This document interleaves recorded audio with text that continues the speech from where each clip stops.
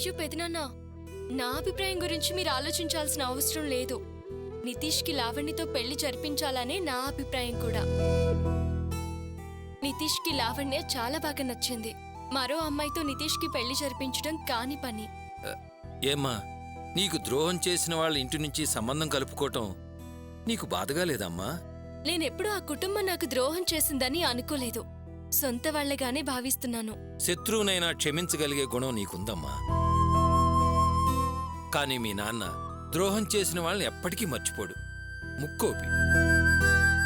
అలాంటి వాడే ఇందుకు ఒప్పుకున్నాడంటే నాకు చాలా ఆశ్చర్యంగా ఉందమ్మా. పెద్దనాన్న, నాన్న దగ్గర నేను చాలాసార్లు నితీష్ పెళ్లి గురించి మాట్లాడాను. డైరెక్ట్ గా మాట్లాడితే ఆయనకి కోపం వస్తుందని అర్థమయ్యే విధంగా ఇండైరెక్ట్ గా మాట్లాడాను. నితీష్ లావణ్యల పెళ్లి ఆపడం భావ్యం కాదని నాన్నతో చాలాసార్లు ఆర్గ్యూ చేశాను. నేను మాట్లాడిన దానికి ఆయన ఎదురు చెప్పలేదు. ఆయన ఆలోచించారో ఏంటో ఇప్పటికి ఒప్పుకున్నారు. నీకున్న పెద్ద మనసుకి నీ జీవితం చాలా చక్కగా ఉంటుందమ్మా. ఏంటి పెదనాన్న మీరు మరీను? నితీష్ సుఖంగా సంతోషంగా ఉండాలన్నదే నా ఆశ. దానికెందుకు మీరు నన్ను ఇంతగా పొగుడుతున్నారు? లేదమ్మా, నితీష్ లావణ్యల పెళ్లి జరగటానికి కారణం నువ్వే, ఖచ్చితంగా నువ్వే. అందుకేనమ్మా నిన్ను పొగిడి తీరాలి. పొగడ్డం తర్వాత చూద్దాంలే పెదనాన్న. మంచి సమయం మించిపోకముందే వాళ్ళ ఇంటికి వెళ్లి పెళ్లి విషయం మాట్లాడరండి. వచ్చేటప్పుడు మంచి కబుర్తో రండి. సరేనమ్మా, మేం బయలుదేరతా.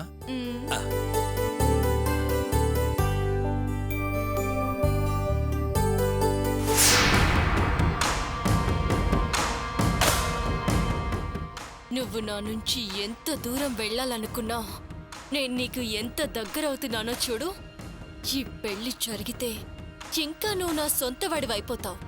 మన పెళ్లి జరుగుంటే మీ ఇంట్లో అందరూ నన్ను వరుసలు కలిపి పిలిచేవారు. కానీ అదృష్టం నాకు దక్కకుండా చేశావు. కానీ ఇప్పుడు ఇలా దక్కుతుంది. ఇప్పుడు అల్లుడు మనిషిని, పైగా ఆడబిడ్డనని అందరూ ఆప్యాయంగా పిలుస్తారు.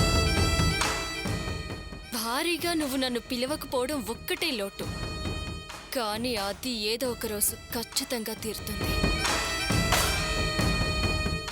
సారీ డియర్, నీ భార్యకు నేను అన్యాయం చేస్తున్నాను. కానీ నేను వంచనకు గురయ్యా. ఆ ప్రేమకి పరిష్కారం చూపిస్తున్నాను. ప్రేమికుల్ని బంధిస్తున్నాను. బంధం ముడిపడడానికి ప్రయత్నిస్తున్నాను. అందుకే డియర్, మళ్ళీ మళ్ళీ చెప్తున్నాను, I love you. Really I love you.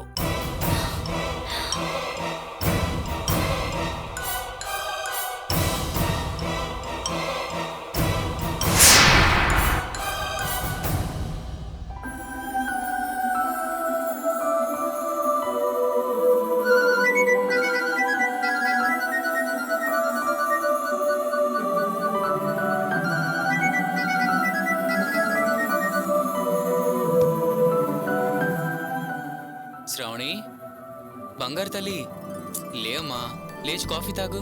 నాకు నిద్ర వస్తుంది. ఏంటి, నిద్ర వస్తుందా?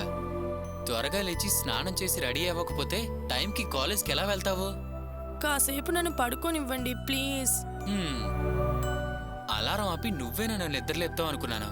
నీ అంతటి నువ్వు లేస్తావా, నన్ను లేపమంటావా? ఏంటండి ఇది అలారంలా? హలో, కాఫీ తాగు. ఎక్కడికి? బ్రష్ చేసుకుని వస్తానండి. అదేమీ అవసరం లేదు, ఇది బెడ్ కాఫీ, అలాగే తాగే. నీకోసం స్పెషల్గా చేశాను.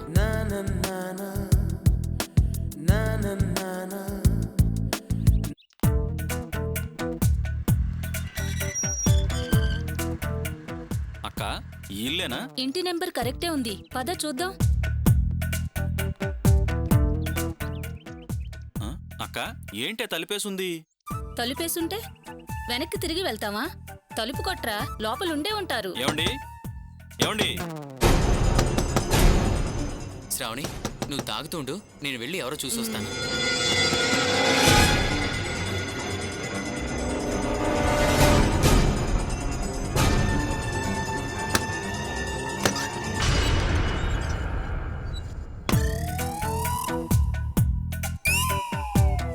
తమ్ముడు, ఎలా ఉన్నావు? బావున్నావా? ఓ, మీరా? ఎలా ఉన్నారు? మేమెలా ఉంటే ఏం గాని. అవును, నీకేమైంది? నిన్నెవరో నరికారట కదా ఆ మాట విని పై ప్రాణాలు పైనే పోయాయి. నీకేం కాలేదు కదా? చూశారు కదా, నేను బాగానే ఉన్నాను. ఎవరు తమ్ముడు నీకింత ద్రోహం తలపెట్టింది?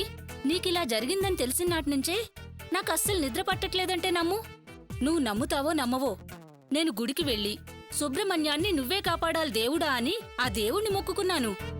హ్మ్, మీరు వెళ్ళి దేవుణ్ణి వేడుకున్నారా? ఇంక వెయిటింగ్ ఎందుకు, లోపలికి రండి. ఉమ్,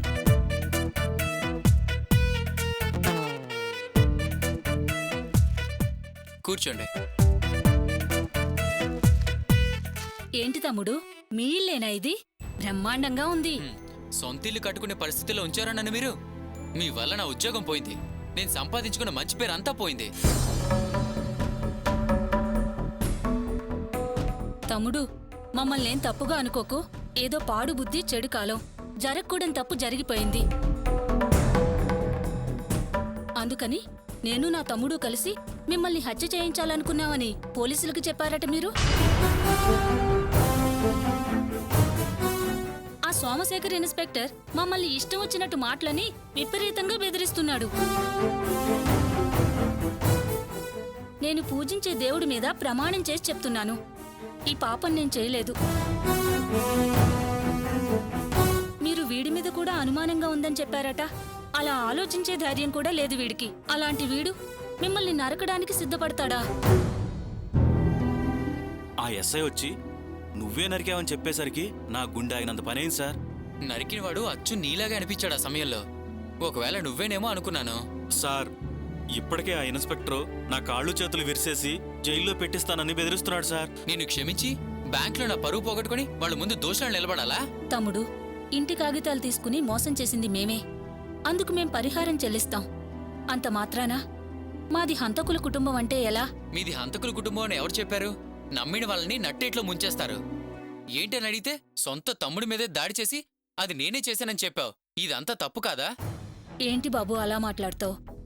ఏదో పోయే కాలం, బుద్ధి గడ్డి తిని చిన్న తప్పు చేశాం. ఎందుకలా మళ్ళీ మళ్ళీ ఎత్తి పొడుస్తావు? అక్కడికి మా ఆయనకి చెప్పి చూశాను, మంచి వాళ్ళని మోసం చేస్తే వీధిని పడతామని. కానీ అతను వినలేదే. ఇప్పుడు చూడు, హత్యా నేరం తలకి చుట్టుకుంది. ఏ జన్మలో ఏ పాపం చేశామో జీవితాంతం ఏడుస్తూనే ఉండాలి. నన్ను జైల్లో పెట్టేస్తానని ఆ ఇన్స్పెక్టర్ అంటుంటే నేనెవరి కాళ్ళు పట్టుకుని వేడుకోవాలో నువ్వే చెప్పు. సరే సరే, ఏడోకండి, కళ్ళు తుడుచుకోండి. అయినా నన్ను నరికినవాడు అచ్చు మీ తమ్ముడు పోలికలతో ఉండడంతో పోలీసులకి అలా చెప్పాను. తమ్ముడు, నీకు చేతులెత్తి దండం పెడతాను. చేసింది మేము కాదు, మమ్మల్ని అనుమానించుకో. నిన్ను అనుమానించుకుంటే ఎలా ఉండాలి రాజా? నా ముందే నా కళ్ళకు తెలియకుండా ఇంటి దస్తావేజులు మార్చేశావు. ఎందుకు ఇలా చేశాను అడిగినందుకు నా మీదే పోలీస్ కంప్లైంట్ ఇచ్చావు. అలాంటప్పుడు నీ మీద నాకు అనుమానం రాకూడదా? మీరు న్యాయంగా ఉండుంటే మీ మీద నాకు అనుమానం ఎందుకు వస్తుంది? బాబు, మేం చేసింది తప్పే, ఒప్పుకుంటాం. నువ్విప్పుడు మాతో పాటు బ్యాంకుకి రా. అక్కడ మేం చేసిన మోసమంతా వాళ్ళకి చెప్పేసి మొత్తం కట్టాల్సిన డబ్బంతా కట్టేసి చేసిన తప్పుకి లెంపలేసుకుంటాం. ఈ రోజే కట్టేస్తారా? అవును, నువ్వు మాతో పాటు బ్యాంకుకి రా. మొత్తం ఎంత కట్టాలో అంతా ఒక నయా పైస కూడా మిగిల్చకుండా లోన్ మొత్తం కట్టేస్తాం. అయితే సరే, ఓ 5 నిమిషాలు వెయిట్ చేయండి, నేను స్నానం చేసి రెడీ అయి వచ్చేస్తాను. అలాగే బాబు. ఈవిడ మీ ఆవిడ? మ్మ్. కుందన బొమ్మలా ఉంది. ఈడు జోడు చాలా బాగుంది. అమ్మా, నీ పేరేంటి? శ్రావణి. పేరు కూడా చాలా బాగుంది. తమ్ముడు, అవి ఇయ్యి. తీసుకోండి. ఎందుకండి ఇవన్నీ తీసుకొచ్చారు? తీసుకో అమ్మా.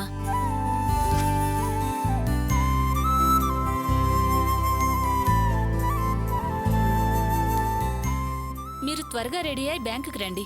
అప్పుడే మన సమస్యలన్నీ తీరిపోతాయి. సరే, మీరు కూర్చోండి, నేను రెడీ అయి వస్తాను. అలాగే.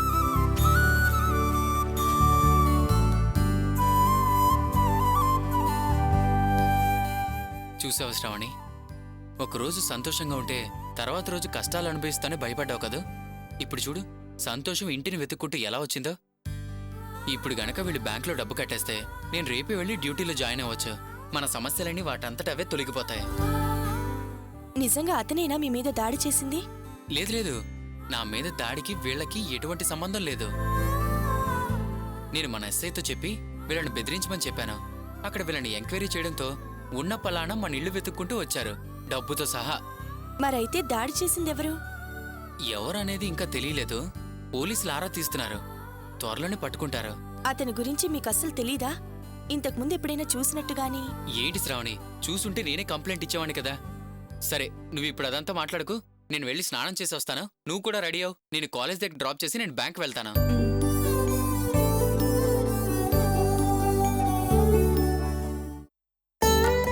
అక్క, తాంబూలాల పళ్ళెం కారులో పెట్టించాను. అలాగేనమ్మా. పెద్దమ్మా, మీరెళ్ళి బియ్యపురాలతో మాత్రమే మాట్లాడి రాకండి. కాబోయే కోడలు కూడా ఉంటుంది, పలకరించండి, సంతోషిస్తుంది. అబ్బో, వదిన మీద అప్పుడే అంత ప్రేమ? నువ్వేం దిగులు పడకమ్మా. మీ వదిన ఉబ్బి తబ్బి బయ్యేలా మాట్లాడొస్తాం.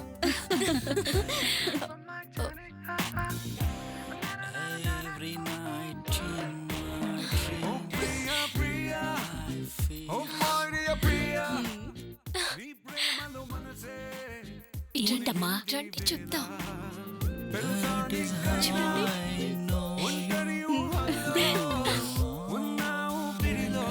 రండి.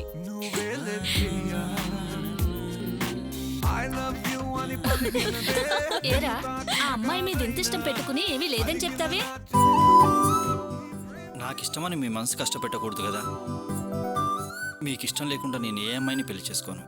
ఈ అమ్మాయిని మాత్రం పెళ్లి చేసుకుంటావు, అంతేనా? ఏంటి సైలెంట్ గా ఉన్నావు? చెప్పు. చాలా ఊరుకవే, వాణ్ణి ఒకటే ఆట పట్టిస్తున్నావే. నితీష్, గట్టిగా చెప్పలేవా? అలా సైలెంట్ గా ఉంటావెందుకు? లావణ్యం తప్ప ఇంకెవర్ని పెళ్లి చేసుకోను అని చెప్పేసేయ్. ఆ అమ్మాయే నీ భార్యని రాసిపెట్టుందిరా, దాన్నెవరూ మార్చలేరు. కాస్త నవ్వరా. నీ పెళ్లి గురించే కదరా మేం అక్కడికెళ్ళేది. నీకు లావణ్యకి పెళ్లి జరగాలని మహి ఆశపడుతోంది. అది ఆట పట్టించక ఇంకెవరు ఆట పట్టిస్తారు? సారీ నితీష్, పెళ్ళైన తర్వాత నిన్ను ఆట పట్టించడానికి టైం ఉంటుందా ఏంటి? అందుకే ఇలా ఆట పట్టిస్తున్నాను. ఊరుకో మహి. అయ్యయ్యో, నితీష్ సిగ్గుపడుతున్నాడు. త్వరగా పెళ్లి చేసేసేయండి. అయినా నచ్చని వాళ్ళని లేపేయటమేనా మీ బిజినెస్? ఇలా అందరినీ లేపేసేనా? ఇంత గొప్ప వాళ్ళు అయ్యారు. నీకు దొరికినట్టే మనిషి నాకు దొరుకుతాడు. నన్ను నరికిన కత్తే నిన్ను నరుకుతుంది.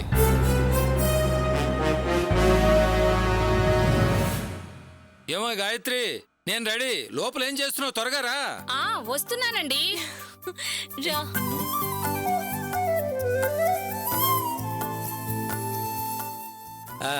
రాఘవా, మేము బయలుదేరుతాంరా. సరేనే. వస్తావమ్మా మహేశ్వరి. ఒరే నితీష్, ఊరు మీద పడి ఆటే తిరక్కు. మేము వచ్చే వరకు ఇంటి దగ్గరే ఉండు. వస్తావమ్మా ప్రభా. పెద్దనాన్న, ఏంటమ్మా? అత్తయ్యకి ముక్కు మీద కోపం. పాత విషయాలు మనసులో పెట్టుకుని ఏదైనా అన్నా మాటికి మాట బదిలివ్వకుండా ఈ పెళ్లి జరిగేలా చూడండి పెదనాన్న. మనకి నితీష్ పెళ్లి ముఖ్యం. అమ్మా మహేశ్వరి, నీ మాటలు వింటుంటే నువ్వు కూతురువా మా అమ్మవా అనిపిస్తుంది. నీ మాటలు వింటుంటే చిన్నప్పుడు మా అమ్మ చెప్పిన మాటలే గుర్తుకొస్తున్నాయి. ఏరా రాఘవా, నేనన్నది కరెక్టేనా? అవునన్నయ్య. నువ్వేమి దిగులు పడకు మహేశ్వరి.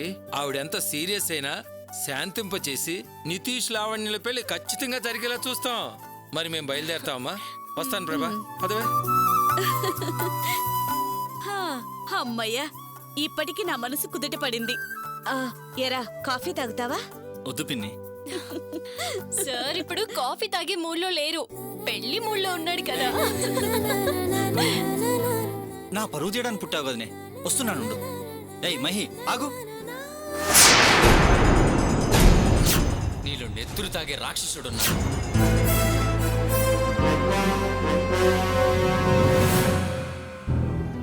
ఏమండి, కాఫీ తీసుకోండి. ఏంటండి ఆలోచిస్తున్నారు? ఏం లేదు. అయితే ముందు కాఫీ తాగి ఆ తర్వాత ఆలోచించండి. ఏయ్, నా కాఫీ వద్దు, ఏమీ వద్దు. పా. వద్దు. సరే, వదిలేయండి. ఈ పెళ్లి పూర్తయ్యే వరకు ఏం తినాలనిపించదు, తాగాలనిపించదు, అంతేనా?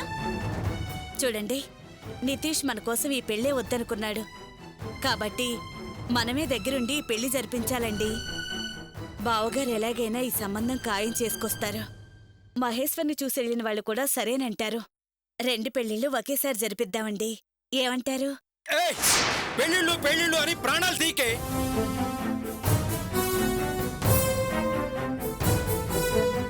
ఏమైందిరా అంత గట్టిగా అరుస్తున్నావు? ఏం లేదు అన్నయ్య. ఇప్పుడు ప్రభ ఏమందని అంత కోపం? 2 పెళ్ళిళ్ళు ఒకేసారి చేద్దామంది, అంతేగా. ఇష్టమైతే సరే అనాలి, లేకపోతే లేదు అనాలి. దానికి అరవటం ఎందుకురా? సారీ అన్నయ్య, ఏదో కోపంలో అన్నాను. ఒరేయ్, మనసులో ఏదన్నా ఉంటే చెప్పు. అర్థం లేని కోపం మంచిది కాదు.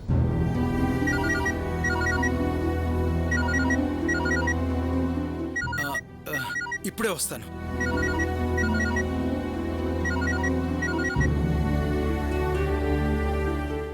ఒరే నితీష్, నితీష్, ఏంటన్నా? నా ఫోన్ పైన ఉందేమో చూడరా. సరే. చెప్పు. ఏంటి మావయ్య, ఎలా ఉన్నారు? హేయ్, వరసలాపి మ్యాటర్ ఏంటో చెప్పు.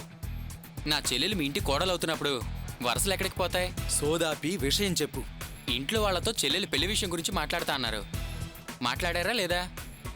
మాట్లాడాను. ఎవరితో? 2 రోజుల్లో మీ వాళ్ళని ఇంటికి పంపిస్తానన్నారు. ఏది, ఎవరు రాలేదే?